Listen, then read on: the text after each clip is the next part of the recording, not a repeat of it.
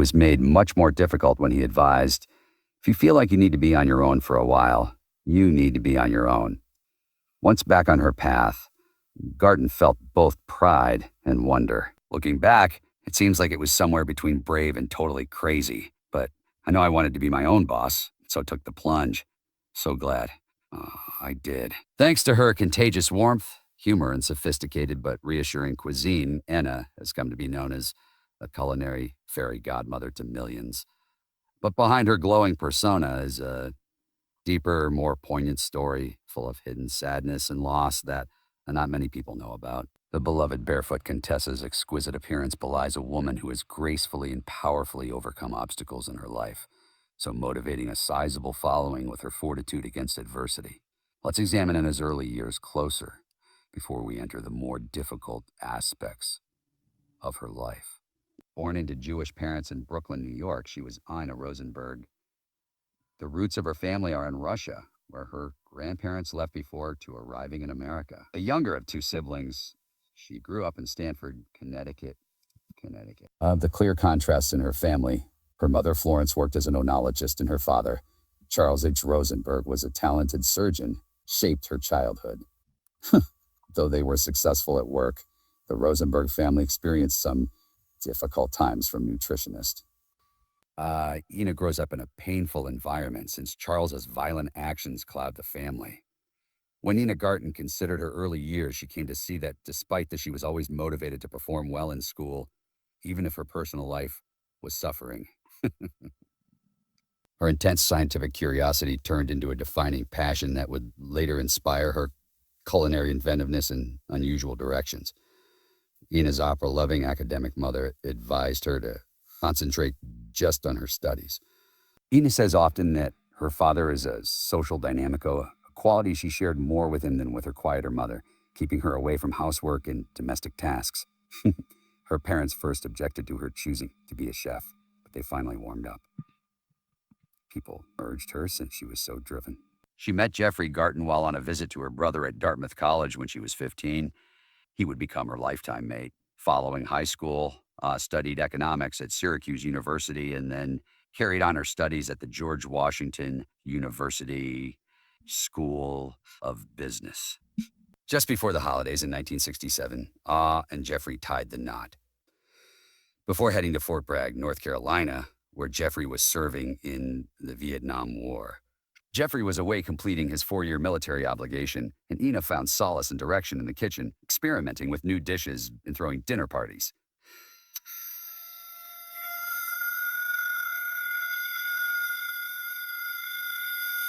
Following Jeffrey's military duty, she and him embarked on a 4-month camping trip across Europe, stopping in France to pique her curiosity in French cuisine. Her visit also exposed her to vibrant scene of outdoor markets.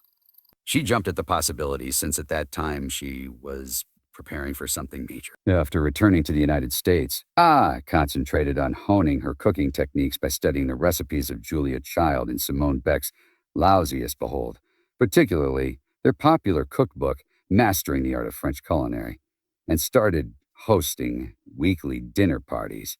Custom during this period, and Ina developed her hostess techniques following her 1972 move to Washington, D.C., with her husband. Let us now examine her rise to fame. Gart worked in the White House while Jeffrey was at the State Department. Subsequently, she obtained a Ph.D. in philosophy from the Johns Hopkins School of Advanced Internship Studies. She ultimately worked as the White House Office of Management and Budget, where she oversaw the nuclear energy budget and produced policy studies on nuclear centrifuge plans for Presidents Gerald Ford and Jimmy Carter. Working at Garten decided to learn cooking and hospitality techniques in addition to purchasing and renovating old buildings in Karamas DuPont Circle with her earnings. Her next business, the Barefoot Contessa boutique food shop, received her earnings from these real estate deals. Seeing an advertisement for a 400-square-foot specialty food company in West called Barefoot Contessa Garten quit her job in 1978. She felt that working in Washington was intellectual excite after 4 years. It wasn't. Giving her husband and herself more freedom also seemed to have strengthened their marriage since their former arrangement with Jeffrey, as head of the house, had become too restrictive and demanded a brief separation.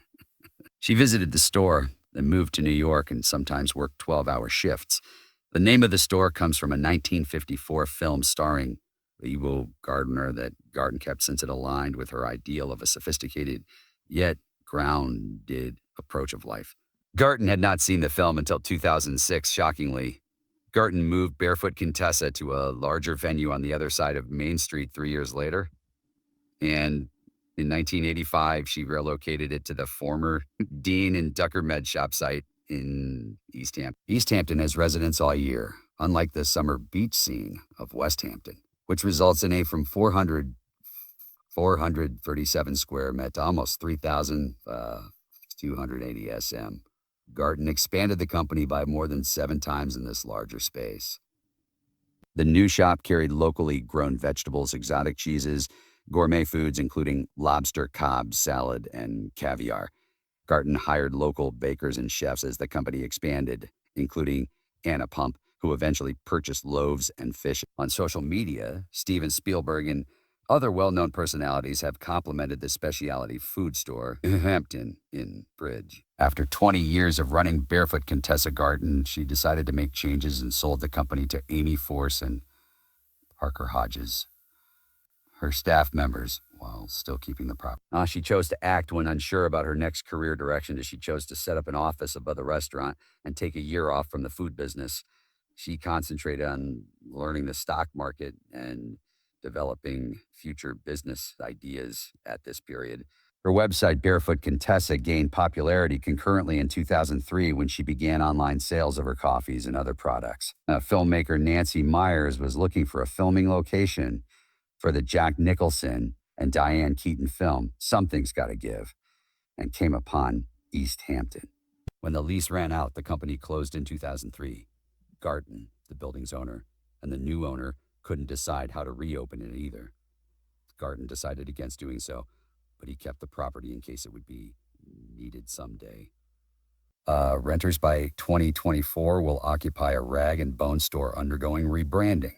Gaston's career veered in 1999 when she started focusing on publishing.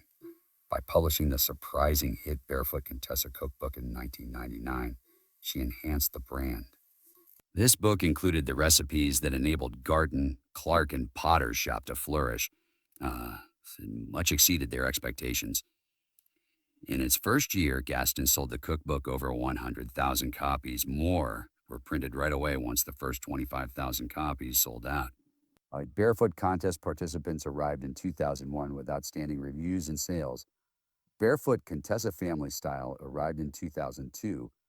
James Beard Awards for entertaining and special occasion cookbooks were nominated for both the cookbook and parties in 2000 and 2002. Given well-known contenders like Jack Payne and Brian St. Pierre in the culinary world, Garten's inexperience at parties was startling. Known for her Barefoot Contessa brand, Ina Garten has made a lasting impression with her volumes, known for their vivid colors and images. Every recipe is aesthetically pleasing and intriguing for readers, since it is carefully matched with a large graphic. Garden cookbooks have usually received good reviews, despite criticism that emphasizes images takes away from particular recipes and directions.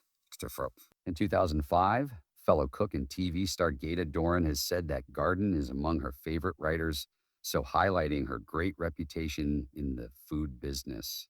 Garten will have authored 13 cookbooks with sales of more than 14 million copies by 2023, demonstrating her popularity and celebrity, as well as the quality of her food.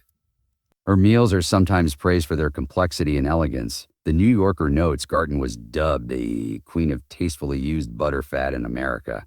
This sums up her distinctive cooking approach, which frequently employs rich ingredients to enhance her dishes taste better. Not all replies, though, were favorable. Concerned about Garten's cookbook Barefoot Contessa, which included high-calorie, high-cholesterol meat and dairy dishes.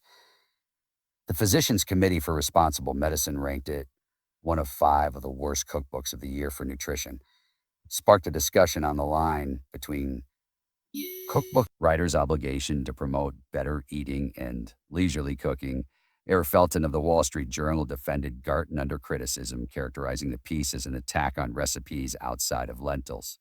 This underlines the conflict. Alas, Garten's recipe books still inspire home chefs with their elegant designs and mouthwatering tastes while addressing the modern dietary concerns. How did she advance in her career while enhancing the taste of food?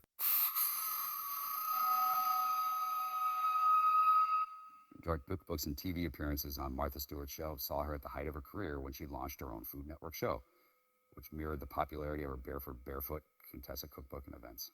Food Network requested her to appear on a cooking show. Garten's first effort at working with Stewart's production company failed in 2000 since she struggled with the big TV crew. She agreed to be on it for 13 episodes, though, when Pacific, a London-based production company known for Nigella Bites, offered a show with a smaller staff and a more laid-back vibe. Barefoot Contessa's 2002 successful premiere marked the end of the season. The show regularly features Barton's husband and their circle of friends. Most of the guests are celebrities personally acquainted with her. Barefoot Contessa generates some of the Food Network's highest ratings ever, with over 1 million viewers each episode. 2005 saw the series consistent 2009 for a top-notch service show. As well as Gart were once more nominated for Daytime Emmy Awards that same year, this time for Best Culinary Program and Best Culinary Host. Garten's first Emmy in the later category same year, Garten further revealed that she had signed a 3-year contract with the Food Network to continue presenting her cooking show. With a multi-million-dollar contract for several publications, reports state she won the most expensive deal for a culinary author to date. This was despite numerous offers to launch her own magazine, furniture line, cookware collection, and chain of stores modeled like Martha Stewart's Omnimedia Garden. But they were turned down due of she does not wish to complicate her life anymore. Her book, Barefoot Contessa Goes to Dinner, ranked top on the New York Times bestseller list and sold over 800,000 copies in 2023. Starting the show, be my guest on Discovery and the Food Network. Garten hosts well-known personalities at her house in 2222. She became well-known in 2006 as a food guru. With her simple, easily followed cooking techniques and best-selling publications, began a new project alongside Frank Newold. They developed the concept for the Barefoot Contessa Pantry, a distinctive range of ready meals. Working with the well-known gourmet food company Stonewall Kitchen made this creative idea feasible. Apart from the grocery store, the Barefoot Contessa Pantry collection was developed to simplify the renowned homemade recipes for a larger audience access without compromising quality. Among the products offered were a selection of mouthwatering cuisine that would mirror Garten's cooking philosophy, with sweet coconut cupcakes, savory mango chutney, and sour lemon curd dot. Every item was designed to bring back the familiar and soothing sensations of homemade cuisine, so enabling consumers to replicate those cherished tastes at home. But these products' premium quality standards drove their higher costs. Ostensive details. For instance, it was advised that a box of brownie mix be sold for $10, so establishing the brand as a premium choice for vehicles with limited food consumption. Only high-end cookware and gourmet stores sold these well-selected items, so ensuring that they were purchased by discriminating consumers seeking premium cooking tools. Well-known eateries, including Crate Barrel, Sur la Table, Chicago's Fox, and Oval Market Cafe, Garten not only expanded her business, but also demonstrated her commitment to provide outstanding gastronomic experiences by allowing her cooking fans enjoy their preferred tastes in a handy, pre-prepared.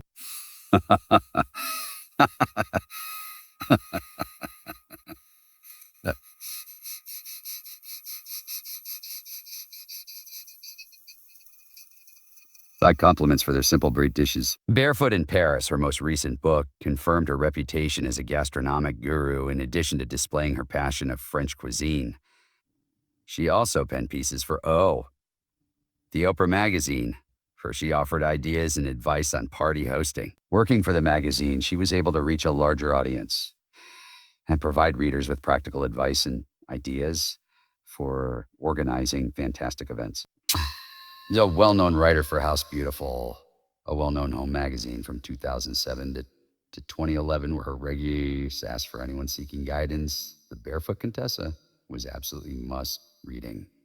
Using her many years of experience to provide wise and practical guidance, she responded to many questions in her column on cooking, entertaining, and living. Her good attitude and practical knowledge made her a consistent presence in the hotel and home sectors. Apart from writing and guiding, she developed her brand by compiling a little collection of note cards and notebooks to accompany her books and link her cooking ideas with her readers. Her relationship with her audience grew closer as these objects revealed how much she thought in passing memories and recipes among family and friends. Also sent introductions for well-known books to other cookbook writers, so sharing her writing abilities. Publications like Rory Travato's Dishing with Style and Kathleen King Tate's Bake Shop Cookbook demonstrated her respect of other chefs and her will to highlight excellent cuisine. By means of her numerous initiatives, she has kept inspiring both home cooks and entertainers equally, so transforming the present food and hospitality scene. Her dish, lemon roast chicken with croutons, appeared in Best American Recipes between 2005 and 2006, proving she could create great but simple dinners. Cooks and foodies know this dish since it demonstrates how she could transform basic ingredients into something remarkable. Included in today's kitchen cookbook, with the most often used recipes, another one of Garten's favorite dishes was today, shows recipes this made her more well-known as a consistent source of simple, delicious meals, appealing to a broad spectrum of people. Many of her recipes were highlighted on Google's homepage during Thanksgiving 2010, so enhancing her reputation in the gastronomic scene. This special opportunity not only attracted more attention for her, but also demonstrated how she influenced contemporary cooking and holiday customs.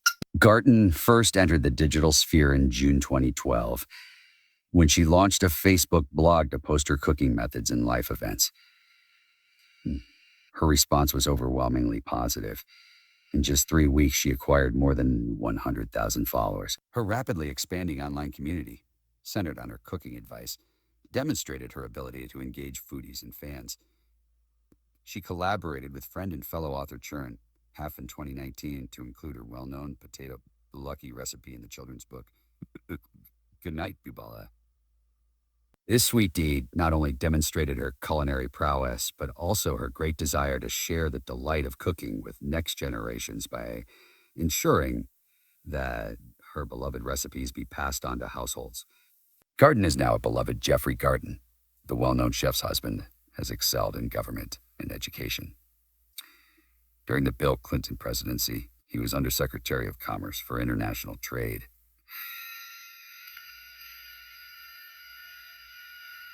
Garten oversaw U.S. trade policy from 1993 to 1995 during a pivotal junctural point in the nation's economic history. After that, he turned from politics to academia and served as Yale School of Management Dean from 1995 until 2005.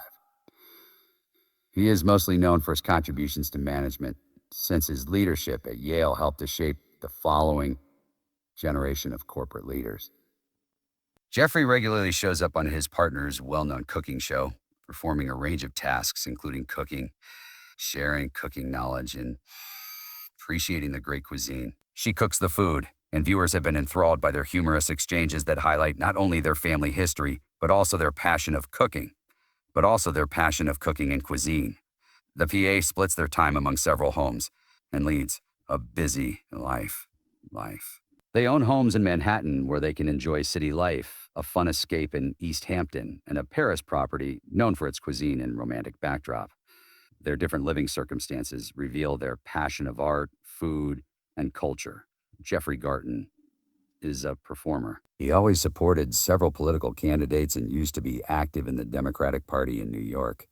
Showing his support of political candidates, he has generously donated money to the campaigns of many presidents, including George W. Bush, Bill Clinton, John Crye, and Barack Obama.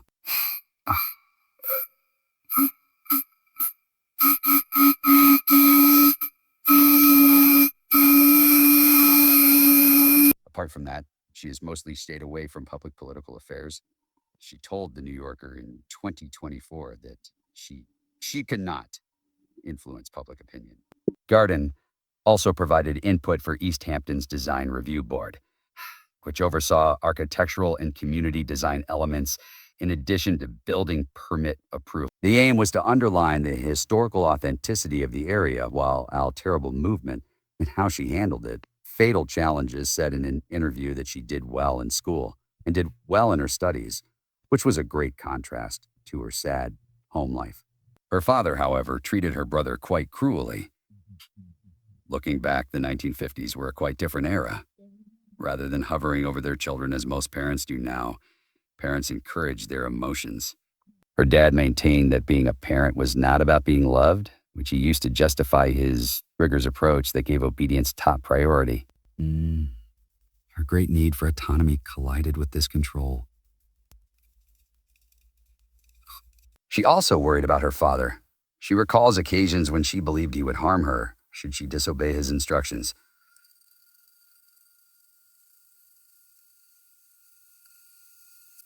So her violence drove her to hide in her bedroom seeking safety. She said later, "This lack of connections probably helped shape my growing belief in the importance of connections as I got older." She wanted her own space and independence. Thus, she was trying to keep me from helping with the cooking.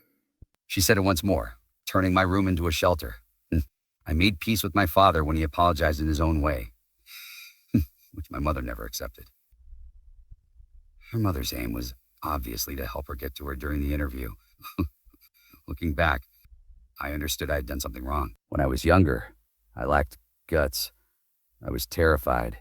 If I had been courageous, I would have confronted them and informed them of my own decisions defying their expectations.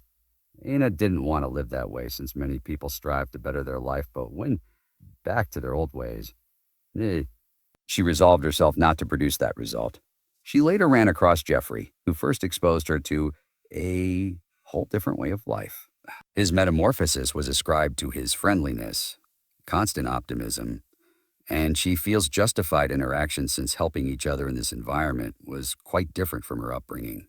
Neither extreme, meanwhile, is entirely accurate. A major component of their relationship while he was in Thailand or Hong Kong was realizing how important they were to each other, and knew he would put her needs first, as she did for him, not having children gave. Always putting Ina's needs first, he ensured she followed her own before his. Since discovering this, Ina has frequently said that she has met women who have found it difficult to move from traditional husband-wife roles to a more equal partnership. In one of the Bucks chapters she wrote, I now disclose a never before shared experience of briefly being separated from Jeffrey, a detail I hadn't thought necessary to reveal before due to the nature of her cookbook writing career. When one looks back on the 1970s, Jeffrey clearly wanted to be married and have a wife. For instance, Duty found it irritating that Ina was supposed to be cooking while he was handling the finances. She makes this abundantly clear when she says, I felt the need to stop and get his, it was 11 a.m. when Jeffrey asked a question that would set everything in motion. I was really into the TV show about a young New York woman living alone. Then Jeffrey turned to me and said, you have to decide on your life's direction. Without that, happiness will be out of reach. Anna said she had not given her own goals much thought until that point. I had always dreamed of getting married when I was a little child. That's what I did. I married an amazing man, she said, but Jeff's advice stayed with her, telling her to think beyond the conventional life she had imagined and start pursuing something she could really call her own. She was appreciative of Jeff's guidance since it marked a turning point in her life and would help to shape it. Considers how his encouragement helped her to discover her actual calling. He related a humorous incident illustrating the great happiness they discovered in their everyday.